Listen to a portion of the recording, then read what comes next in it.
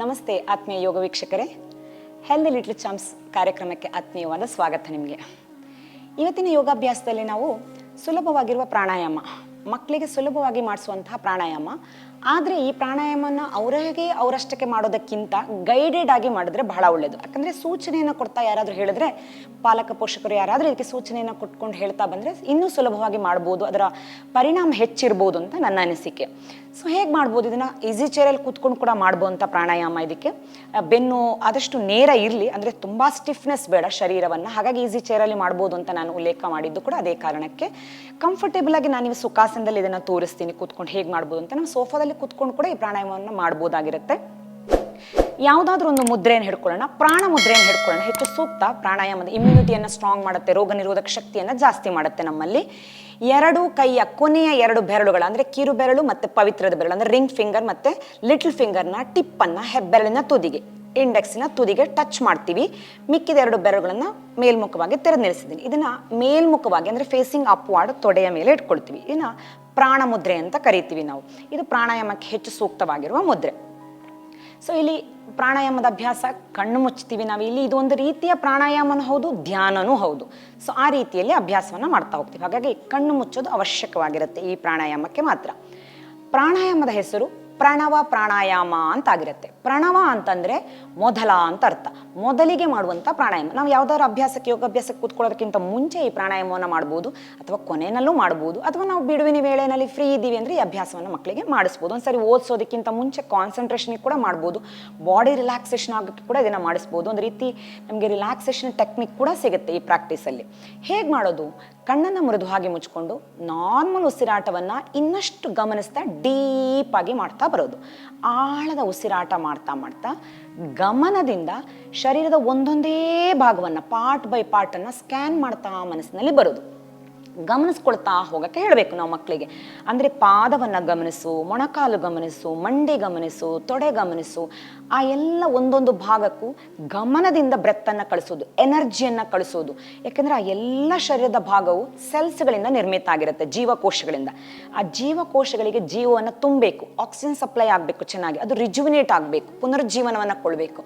ಹಳೆಯ ಸೆಲ್ಸ್ಗಳೆಲ್ಲ ಹೋಗಿ ಹೊಸ ಸೆಲ್ಸ್ಗಳು ಹುಟ್ಕೋಬೇಕು. ಆ ಇನ್ಆಕ್ಟಿವ್ ಸೆಲ್ಸ್ಗಳು ಸ್ವಲ್ಪ ಆಕ್ಟಿವ್ ಆಗಿ ಕೆಲಸ ಮಾಡಬೇಕು. ಆ ರೀತಿ ನಮಗೆ ಉತ್ಸಾಹ, ಜೀವನದ ಉತ್ಸಾಹವನ್ನು ತಂದು ಕೊಡಬೇಕು ಈ ಪ್ರಾಣಾಯಾಮ. ಸೊ ಹಾಗಾಗಿ ಕಣ್ಣನ್ನು ಮುಚ್ಚಿ ಗಮನವನ್ನು ಕಾಲಿನಿಂದ ತಲೆಯ ಭಾಗಕ್ಕೆ ಮೇಲಕ್ಕೆ ಹರಿಸ್ಕೊಳ್ತಾ ಬರೋಣ. ಮೊದಲಿಗೆ ಪಾದದ ಕಡೆಗೆ ಗಮನವನ್ನು ಹರಿಸ್ಕೊಳ್ಳೋಣ. ಶರೀರ ಸಡಿಲ ಬಿಡ್ತಾ ಬನ್ನಿ. ಪಾದದ ಬೆರಳುಗಳನ್ನು, ಕಾಲ ಉಗುರಿನ ಭಾಗವನ್ನು ರಿಲ್ಯಾಕ್ಸ್. ಪೂರ್ಣ ಪಾದ, ಎಂಟೈರ್ ಎರಡೂ ಕಾಲುಗಳು, ಫೀಟಿನ ಭಾಗ ರಿಲ್ಯಾಕ್ಸ್. ಎಲ್ಲಿದೆಯೋ ಯಾವ ಸ್ಥಿತಿಯಲ್ಲಿಯೂ ಅದೇ ಸ್ಥಿತಿಯಲ್ಲಿ, ಚಲನೆ ಬೇಡ, ನಿಶ್ಚಲವಾಗಿರಲಿ ಶರೀರ. ಪ್ರಾಣಾಯಾಮ ಅಂದರೆ ಶರೀರ ನಿಶ್ಚಲವಾಗಿದ್ದಾಗ ಮಾಡುವಂಥ ಉಸಿರಾಟ ಏನಿದೆ ಅದನ್ನೇ ಪ್ರಾಣಾಯಾಮ ಅಂತ ಕನ್ಸಿಡರ್ ಮಾಡ್ತೀವಿ. ಈಗ ದೀರ್ಘ ಶ್ವಾಸ ತಗೊಂಡು ಎರಡೂ ಪಾದಗಳಿಗೆ, ಎಂಟೈರ್ ಫೀಟಿಗೆ ಬ್ರೆತ್ತನ್ನು ಕಳಿಸಿ ಮನಸ್ಸಿನಿಂದ.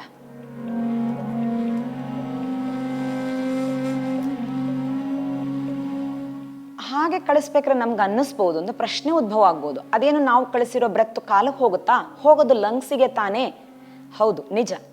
ಆದರೆ ಪ್ರತಿ ಸೆಲ್ಸ್ಗಳಲ್ಲೂ ಒಂದು ಏರೋಬಿಕ್ಸ್ ಬ್ರೀದಿಂಗ್ ಅಂತ ನಡೆಯುತ್ತೆ, ಏರೋಬಿಕ್ ಬ್ರೀದಿಂಗ್ ಅಂತ ಇರುತ್ತೆ. ಏರೋಬಿಕ್ ಬ್ರೀದಿಂಗ್ ಅಂದರೆ ಸೆಲ್ಸ್ ಲೆವೆಲ್ ಆಗುವಂಥ ಏರ್ ಎಕ್ಸ್ಚೇಂಜ್. ಸೊ ಅಲ್ಲಿರುವ ಬೇಡದೇ ಇರುವ ಟಾಕ್ಸಿನೇಟೆಡ್ ಏರನ್ನು ಹೊರಬಿಡುತ್ತೆ ಸೆಲ್ಸ್ಗಳು, ಆಕ್ಸಿಜನನ್ನು ಹೀರ್ಕೊಳ್ಳುತ್ತೆ ಸೆಲ್ಸ್ಗಳು. ಅದನ್ನು ಏರೋಬಿಕ್ ಬ್ರೀದಿಂಗ್ ಅಂತ ಕರಿತೀವಿ. ಆ ಬ್ರೀದಿಂಗ್ಗೆ ಈ ಪ್ರಾಣಾಯಾಮ ಹೆಲ್ಪ್ಫುಲ್ ಆಗುತ್ತೆ, ಸೆಲ್ಸ್ ರಿಜುವಿನೇಟ್ ಆಗುತ್ತೆ. ಸೊ ನಮ್ಮ ನರ್ವ್ ಇಂಪಲ್ಸ್, ಗಮನ ಕಾಲಿನ ಕಡೆಗೆ ಹರಿದು ಹೋಗಿ ಉಸಿರಾಟ ಮಾಡಿದಾಗ ನರ್ವ್ ಇಂಪಲ್ಸ್ ಕಾಲಿನ ಕಡೆಗೆ ಹರಿದು ಹೋಗುತ್ತೆ. ಸೊ ಅದು ಇನ್ನಷ್ಟು ಆ ಕಾಲಿನ ಭಾಗದ ಸೆಲ್ಸ್ಗಳನ್ನು ಆಕ್ಟಿವ್ ಮಾಡುತ್ತೆ, ಆ ಏರೋಬಿಕ್ ಬ್ರೀದಿಂಗನ್ನು ಇನ್ನಷ್ಟು ಚೆನ್ನಾಗಿ ಮಾಡುತ್ತೆ. ಸೊ ಆ ಕಾರಣಕ್ಕೆ ಗಮನದಿಂದ ಪಾರ್ಟ್ ಬೈ ಪಾರ್ಟ್ ಉಸಿರಾಟವನ್ನು ಮಾಡ್ತಾ ಬರುವಂಥದ್ದು ಪ್ರಣವ ಪ್ರಾಣಾಯಾಮ ಆಗಿರುತ್ತೆ. ಪಾದದ ಭಾಗವನ್ನು ಗಮನಿಸ್ಕೊಂಡ್ವಿ. ಈಗ ಹಾಗೆ ಮೊಣಕಾಲು, entire calf muscle, upper portion, lower portion, ಕೆಳಭಾಗ, ಮೇಲ್ಭಾಗ, ಮೀನಖಂಡದ ಭಾಗ, ಮಂಡಿ, ನೀ ಕ್ಯಾಪ್ಸ್, ಥೈ ಮಸಲ್ಸ್. ಡೀಪಾಗಿ ಇನ್ಹೇಲ್ ಮಾಡಿ ಆ ಪೋರ್ಷನ್ಗೆ ಬ್ರೆತ್ತನ್ನು ಕಳಿಸ್ಕೊಳ್ಳೋಣ.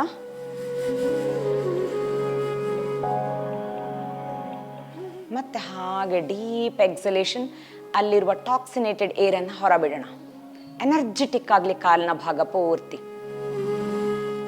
ಎರಡು ಪೂರ್ಣ ತೊಡೆಗಳು, ಹೆಚ್ಚು ಮಾಂಸಖಂಡಗಳನ್ನು ಹೊತ್ತಿರುವ ಜಾಗ ಶರೀರದಲ್ಲಿ, ಅದು ಮತ್ತೆ ಪೃಷ್ಠಭಾಗ ಅಂದರೆ ಬುಟಕ್ಸ್. ಆ ಹಿಪ್ ಪೋರ್ಷನ್, ಥೈ ಮಸಲ್, ಎರಡಕ್ಕೂ ದೀರ್ಘ ಶ್ವಾಸವನ್ನು ತುಂಬಿಸಿ. Complete exhale.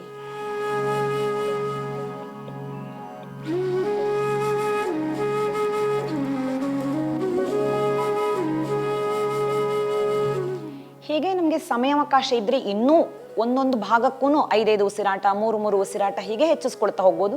ನಾನು ಸುಮ್ಮನೆ ಒಂದೊಂದು ಉಸಿರಾಟವನ್ನು ತೋರಿಸ್ಕೊಳ್ತಾ ಬರ್ತಾ ಇದ್ದೀನಿ ನಾನು ನಿಮ್ಗೆ ಈಗ. ಅದೇ ರೀತಿ ಶರೀರದ ಭಾಗ ಗಮನ ಮೇಲಕ್ಕೆ, middle part of the body, ಹೊಟ್ಟೆಯ ಪೋರ್ಷನನ್ನು ಗಮನಿಸ್ಕೊಳ್ತಾ ಇದ್ವಿ.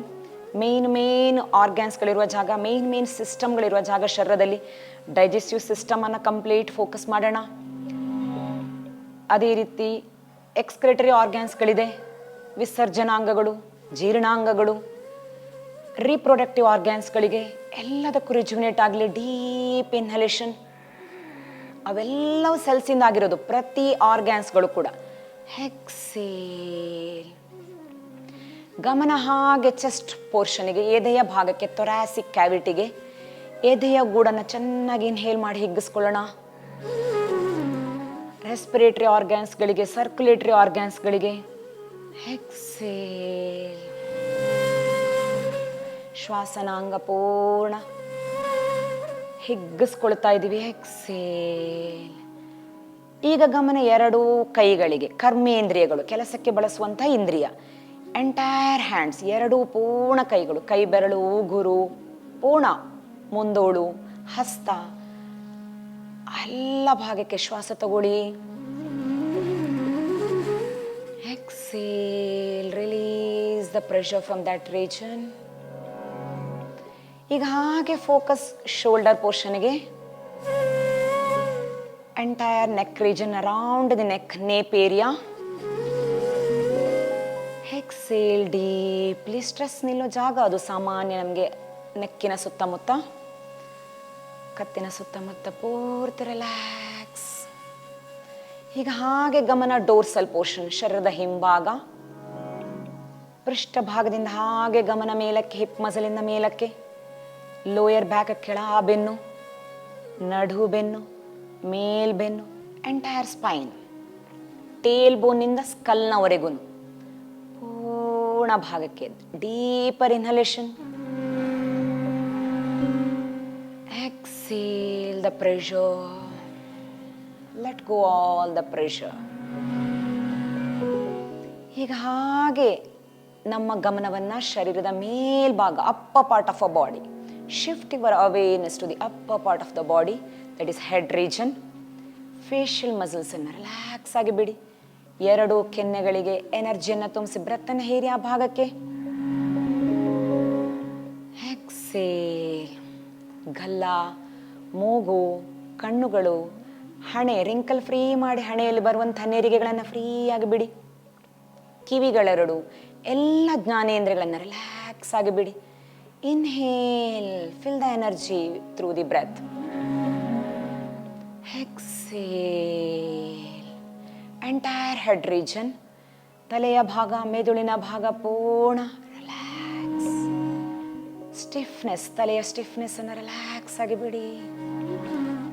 ಪ್ರತಿಯೊಂದು ಜೀವಕೋಶಕ್ಕೂ ಹೊಸತನವನ್ನು ತುಂಬಿ ಶ್ವಾಸ ಎಳೆದು ರಿಲ್ಯಾಕ್ಸ್. ನಗು ಮುಖ ತುಂಬಲಿ. ಹಾಗೆ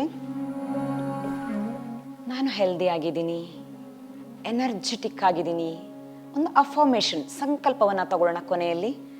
ಆರೋಗ್ಯವಾಗಿದ್ದೀನಿ, ನಾನು ಜಾಯ್ಫುಲ್ ಆಗಿದ್ದೀನಿ, ನಾನು ಕಾಮ್ ಆಗಿದ್ದೀನಿ, ಎನರ್ಜೆಟಿಕ್ ಪರ್ಸನಾಲಿಟಿ ನಾನು, ಬುದ್ಧಿವಂತ ಜೀವಿ ನಾನು. ರಿಲ್ಯಾಕ್ಸ್. ನಿಧಾನಕ್ಕೆ ಶರೀರಕ್ಕೆ ಚಲನೆಯನ್ನು ತಗೊಳ್ಳೋಣ. ಓಂ ಶಾಂತಿ ಶಾಂತಿ ಶಾಂತಿ. ಪಾಮಿಂಗ್ ಮಾಡ್ತಾ ಅಂಗೈ ಉಜ್ಜಿ ಬಿಸಿ ಹಾಕಿಸಿ ಕಣ್ಣಿನ ಸುತ್ತ ಮುಖ ಕೊತ್ತೋಣ. ಕಣ್ಮಿಡಕಿಸ್ತಾ ಹಸ್ತ ನೋಡೋಣ. ಪೂರ್ಣ ಕಣ್ಣನ್ನು ತೆರೆಯೋಣ. ಸೊ ಇವತ್ತಿನ ಸಂಚಿಕೆ ತುಂಬ ಇಷ್ಟ ಆಗಿದೆ ಅಂತ ನಾನು ಭಾವಿಸ್ತೀನಿ. ಹಾಗೆ ವಿಶೇಷವಾದ ಅಭ್ಯಾಸಗಳನ್ನು ಮುಂದಿನ ಸಂಚಿಕೆಯಲ್ಲಿ ನೋಡ್ತಾ ಇರಿ. ಅಲ್ಲಿವರೆಗೆ ನೋಡ್ತಾ ಇರಿ ನಮ್ಮ ಚಾನಲನ್ನು. ಧನ್ಯವಾದಗಳು.